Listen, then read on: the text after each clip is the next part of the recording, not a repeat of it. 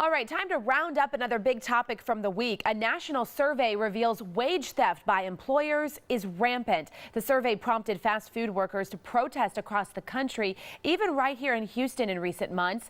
Data shows 89% of those fast food workers believe the companies they work for steal from them by shaving time off their work schedules. Last week, 13 workers filed the first complaint under a new Houston ordinance aimed at preventing companies from stealing workers' wages. So the wage theft law ordinance is our topic this half hour. In our newsroom, we have our legal analyst, Chris Tritico, our news analyst, Mustafa Tamiz, and our public policy analyst, Jackie Bally. Good morning again, guys. Good morning. How common is this? Well, this ordinance is brand new. This is the very first case that's filed under it. And what this city ordinance says is if a company who gets city contracts is either convicted criminally or gets a judgment against them that goes unpaid, cannot have city contracts for, I think it was 5 years or 10 years after the judgment was entered. And so these these 13 workers that have filed suit have complained against the company, saying that they wouldn't pay them overtime, they wouldn't give them tax forms, they paid them in cash, and when they asked for their overtime, the employer said, it's just not something I'm going to do. And so if they get this judgment, I think it was a $200,000 claim, if they win this judgment, this company is barred from city contracts, Mustafa Tamiz, I think for 10 years. 5 years. 5 years. That's a pretty stiff penalty against a company, but it really helps out people who have no ability to help themselves. Well, it's a stiff penalty for a company that's been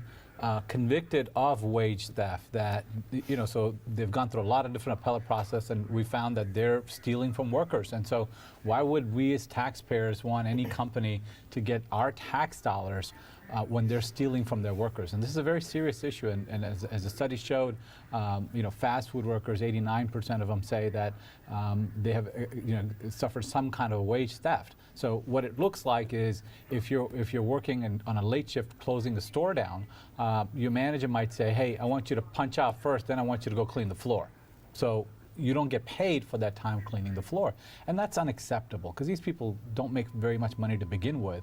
And then to have that money that they do make cut into because someone's trying to make some kind of a quota on their labor costs, it doesn't make any sense. Interestingly, Jackie Bally, we just talked in the last hour about immigration reform in the debate.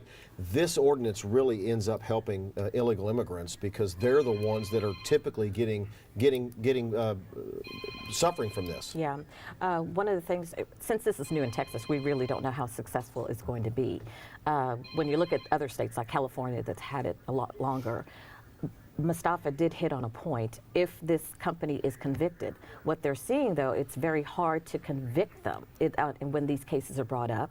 And then even when the judgment is brought against them, a large percentage of the people still do not get their money for various reasons. So if they go through the process and they're finally convicted, then yes, I think I do agree with my colleague that if they've gone through the legal process, they found that this company is taking away from their workers, they should be barred from city policies. The difference in the city of Houston's ordinance is that if these workers win this civil lawsuit and get a judgment, as long as it's unpaid, they are barred. Correct. From city contracts. For 5 years. Easier way to get the 5 years, Mustafa, to me. Yeah. Yeah, and I work very closely with a lot of workers that suffer through this. So I have a natural bias to this on behalf of the workers. But I am also chair of the South Asian Chamber of Commerce, so I see the business side to it too.